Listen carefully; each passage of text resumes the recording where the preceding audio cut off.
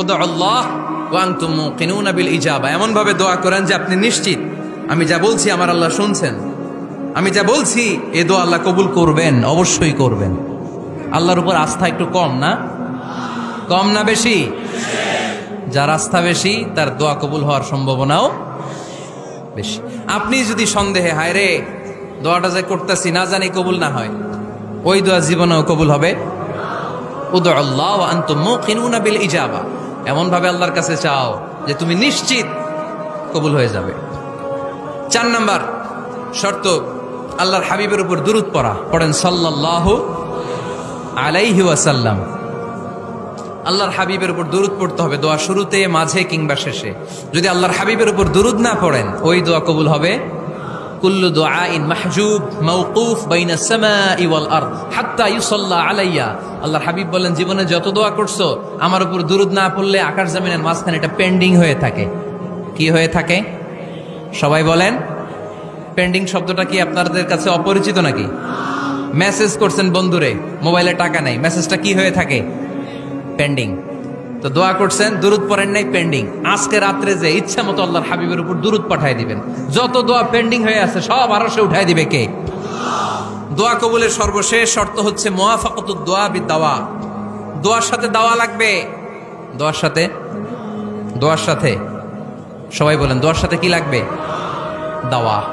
দোয়া করলেন আল্লাহ পরীক্ষায় ফার্স্ট হওয়ার তৌফিক দান করো, লেখাপড়ার সাথে কোনো খবর নাই, একেবারে ফার্স্ট হয়ে যাবেন। অনেক সময় মাহফিল শেষে অনেক বাবারা কলম নিয়ে আসে আমার কাছে। আমি বললাম ঘটনা কি, কলম হাদিয়া দিবেন নাকি? কয় না হুজুর। তো কি? বলে এটা পড়ায় দেন। পড়ায় দেবো মানে? আমার ছেলের পরীক্ষা, আপনার এই ফু দেওয়া কলম দিয়ে পরীক্ষা দিলে গোল্ডেন A+। আমি কই পড়াশোনা না করলে ডবল 0। ঠিক কিনা? আগে পড়াশোনা করতে হবে, তারপর দোয়া চাইলে ওই দোয়ায় কাজ হবে। ঠিক কিনা? এটাই ইসলাম। অসুস্থ আপনি যদি শুধু দোয়া চান সুস্থ হবেন? চিকিৎসা করা সুন্নাহ। যেই রোগ হয়েছে ওই রোগের চিকিৎসা নেওয়া কি সুন্নাহ। আল্লাহর হাবিব অসুস্থ হলে চিকিৎসা নিতেন। হাতে একবার বিচ্ছু কামড় দিল আল্লাহর হাবিবের আঙ্গুলে, তিনি রেগে গেলেন, ব্যথা পেলেন, আর বিচ্ছুরে বললেন আরে বিচ্ছু মানুষও চিনোস না, নবীও চিনোস না, কোথায় কামড় দিতে হবে এটাও জানোস না। কিন্তু কামড় যখন দিয়ে ফেলছে বিশ্বনবী ব্যথা পাচ্ছেন। বিশ্বনবী সূরা ইখলাস পড়ে ফাতিহা পড়ে ফু দিতে লাগলেন, আর আম্মাজান আয়েশাকে বললেন লবণের পানি গরম দিয়ে ঢালতে থাকো। আম্মাজান আয়েশা লবণের পানি আনলেন। লবণের গরম পানির ভেতরে সোডিয়াম ক্লোরাইড আছে, ন্যাচারাল পেইন কিলার, ব্যথা নাশ করে। আম্মাজান আয়েশা গড়গড় করে লবণের পানি ঢালতে লাগলেন, আল্লাহর হাবিব কোরআন পড়ে ফু দিতে লাগলেন। পানি ঢালা শেষ, গড়গড় করে লবণের পানি ঢালা শেষ, বিশ্বনবীর দোয়া পড়া শেষ, এর মধ্যে আঙ্গুলের ব্যথাও শেষ। কারণ দুইটার সমন্বয় হয়েছে, দোয়াও আছে দাওয়াও। এক যুবক হুজুরের কাছে দোয়া চাইছে, হুজুর দোয়া করেন আল্লাহ যেন আমার একটা ছেলে দেয়। কি দেয়? ছেলে হয় নাই। পরের বছর আইসা আবার দোয়া, হুজুর দোয়া করেন আল্লাহ যেন একটা ছেলে দেয়। হুজুর আবার দোয়া করলেন, ছেলে হয় নাই।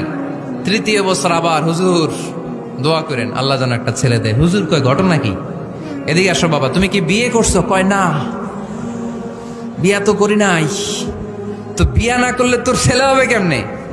আগে তো বিয়ের পর্বটা সার বাবা, তারপরে না আল্লাহ তোকে সন্তান দেবে। ঠিক কিনা? এজন্য দোয়ার সাথে দাওয়ার দরকার আছে না নাই?